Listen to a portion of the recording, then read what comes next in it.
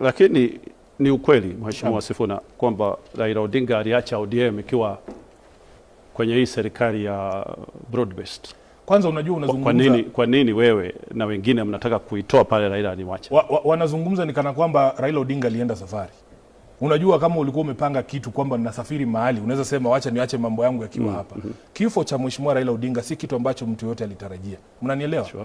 Na aliposema ya kwamba tuweze kufanya ushirikiano na serikali ya UDA kwa sasa hadi mwaka 2027, kuna muktadha fulani, kuna mandhari fulani ambayo yalipelekea ililazimisha kwamba tuweze kusaidia serikali hii ili iweze kuwa stable. Wakati ambapo vijana wameingia katika barabara mwaka 2024, yes, serikali nzima imevunjiliwa mbali, nchi iko katika hali ya hatari. Baba akasema sasa jinsi ambavyo vijana kwanza walivyoingia katika makao makuu ya idara ya mahakama, kwa maoni yake baba alikuwa anasema kwamba inamaanisha kwamba unajua nguvu zote ambazo tunazo kama viongozi, whether ni katika idara ya mahakama ama katika bunge ama katika uongozi wa taifa, zinatokana na mamlaka ambayo tumepewa na wananchi. Yes. Na wananchi wakati wowote, unaona katiba, sijui kwa nini leo nimesahau kubeba katiba yangu. Katiba inasema kwamba mamlaka ambayo tuko nayo ama wananchi wanayo, yes, yanaweza kutekelezwa either directly kupitia viongozi ambao wamechaguliwa ama wafanye wao wenyewe. Unanielewa? Yes. Sasa akatuambia kwamba ukiona vijana wameingia mahakamani, wameingia bunge wakafurusha wabunge pale, unaona walikuwa wanaelekea Ikulu, kumaanisha kwamba mamlaka yote ambaye wananchi walikuwa wametupatia imechukuliwa na imerudishwa kwao. Okay. Wananchi walikuwa wamechoka kiasi kwamba wanahisi kwamba sisi wabunge hatuwasikizi. Unakumbuka mchakato mzima kuhusu finance bill, kwamba wewe umechaguliwa na watu wa hapa Nairobi kwa mfano, uko katika eneo bunge la Starehe ambapo tuko hapa, yeye mbunge wa Starehe anaambiwa na wana Starehe wenyewe kwamba katika swala la kutuongezea ushuru piga no. Lakini kwa sababu ukiingia pale bunge kuna false sense ya security, manake kuna viti vizuri kushinda hiki chako cha hapa K24, comfortable kabisa, si ndio? Yes. Kuna hii AC inapiga nzuri, kuna polisi pale nje, unaingia pale ndani unafikiria wewe ndio mkubwa wa wananchi, unasahau kwamba wananchi ndio wadosi wako. Yes. So ilipofika pale baba akatuambia hawa vijana na wananchi kwa jumla wamechukua mamlaka yao, wamejirudishia mamlaka yao. Akasema tunataka tuwe na mfumo tuweze kusema can we sustain the democracy ya Kenya kwa muda fulani, alafu tuweze kusikizana kwamba kuna mambo fulani yatafanywa. Kwa mfano alikuwa anataka hiyo uamuzi wote wa bunge wa kupitisha hiyo sheria ubatilishwe. Okay. Wale vijana ambao wameuawa wapewe compensation, polisi ambao walihusika hayajafanyika. Yes. Yani mawazo yake yalikuwa ni hayo. Okay. Na ilikuwa tuketi na Mheshimiwa William Ruto tumwambie these are the conditions under which we will stabilize your government. Okay. Kabla hatujamaliza kusikizana, wengine wetu wameenda direct kusikizana na Ruto, wao watachukua nafasi katika serikali. Sasa wakati ambapo tangazo hilo, kabla tangazo hilo litolewe, kuna arafa ambayo tulitoa kama chama cha ODM. Mheshimiwa kidogo, unataka kuniambia wenye walienda serikalini walienda kivyao? Walienda kivyao. Na kuna arafa ambayo ilitolewa na baraka. Ndio nakwambia hakuna mkutano ambao ulikuwa umefanywa jinsi ambavyo baba alikuwa anatarajia, kusema kwamba haya ndio mambo ambayo tunaenda kufanya na hawa ndio watu ambao tunaenda kuwatuma waweze kukusaidia kustabilize serikali yako, kisha wakati fulani ukifika tupange uchaguzi maalum ili tuweze kuuliza wananchi kama bado wana imani na wale viongozi ambao wamechaguliwa. Na bona Mheshimiwa Raila wakati ule alituambia ati serikali ilikuja kwetu tukawapatia experts. Hiyo ni kusema ni kama nataka kukupatia chronology ya events. Manake Wakenya wanasahau sana.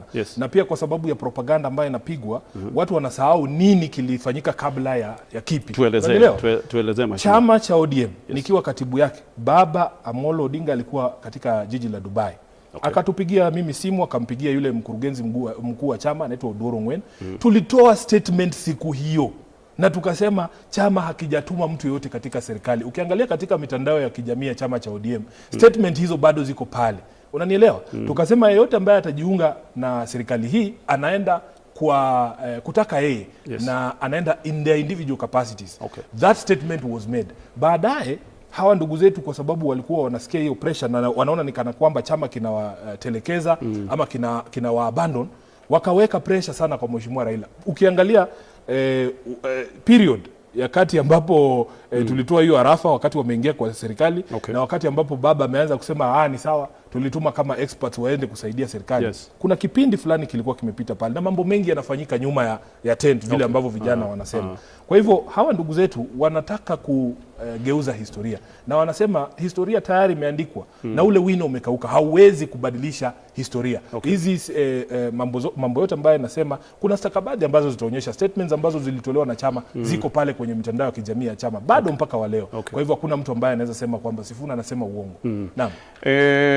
Wakati huo nakumbuka Mheshimiwa Raila akisema Uhuru Kenyatta alimsawishi kuingia ama kupata kuwa na discussions na William Ruto. Sijui kama unaweza tuelezea kuhusu hili jambo. Mimi nimemsikia na yeye pia akisema publicly ya kwamba yeye hakuwa radhi kuzungumza na William Ruto.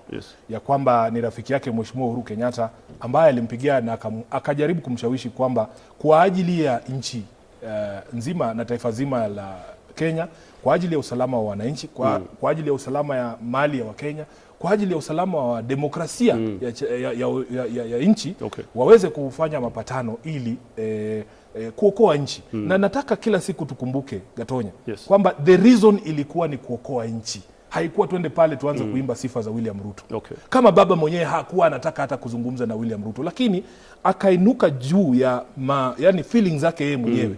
Akaweka taifa mbele, akasema na alijua atatusiwa, atakejeliwa, atadharauliwa. Kuna watu wengi sana ambao vijana wakasema amewasaliti. Na hicho kitu kilikuwa kinamuuma Mheshimiwa Raila Odinga sana. Hata msemaji wake Dennis Onyango alituambia kwamba baba alikuwa anapanga akirudi kutoka matibabu kule India, aingie hapa katika chuo kikuu cha Nairobi kutoa lecture kuelezea Wakenya kuhusu hili swala zima la compromises katika siasa kwa ajili ya nchi. Ilikuwa ni jambo ambalo lilikuwa linamuuma baba sana. Akisikia kwamba watu wanamuita msaliti. Hakusaliti mtu yeyote. In fact, baba aliokoa nchi. Akasema wacha tuokoe demokrasia, tuweze kufika katika sehemu ambayo tunaweza kumuondoa William Ruto kupitia njia za kidemokrasia.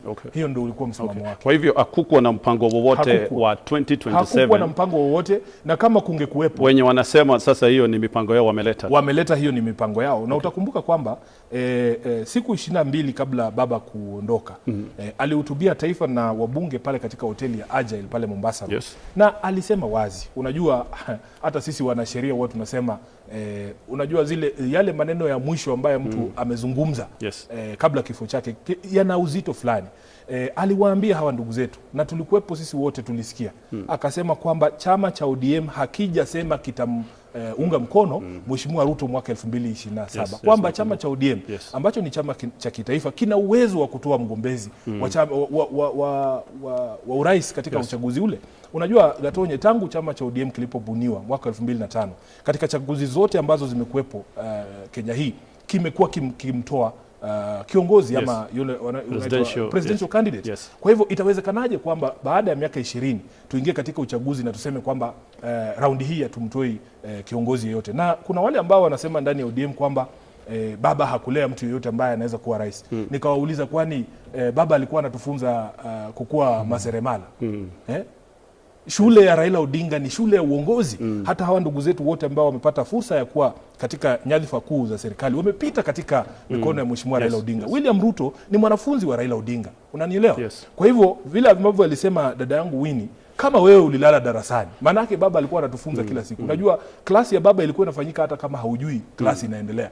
So kuna wale ambao walikuwa wanasinzia, kuna wengine walikuwa wamelala, kuna wengine walikuwa nje ya dirisha, mguu mmoja walikuwa washatoa, wanasema wao hawajatosha kuwa viongozi katika taifa hili.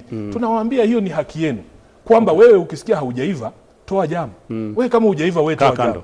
Lakini usituambie chama kizima hakiwezi kutoa kiongozi. Chama cha ODM kilifanya mkutano hivi majuzi